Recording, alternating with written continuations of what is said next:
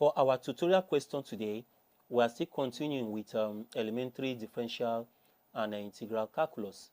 And the question, which is question 34, reads: find the gradient of the function f of x, which gives us x squared plus 2x plus 3, and the point where x is 0 and y is 3.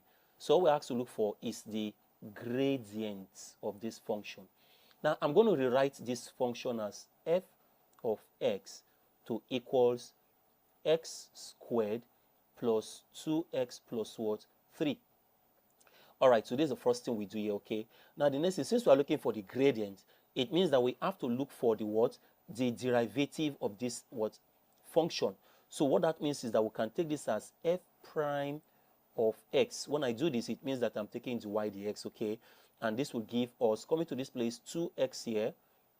If we differentiate x squared, it's going to give us 2x, then plus. If we differentiate 2x, it's going to give us 2. And if we differentiate this constant, it will give us a 0. So this is what we are going to arrive at. Now, if you check the question, it says we should look for the gradient of this particular curve or function at that point where x is what? 0. We are going to ignore the value for y in this case, okay? So now, if x is 0, let's put it here. If x is 0, that means we are going to come to this function, this derivative we've gotten here, and plug in the value for x. That is, we can put it this way, all right? And then this will become 2 multiplied by 0, then plus 2. And if we do this multiplication, you would see that 2 times 0 is 0 plus 2. Okay, let's write that one out.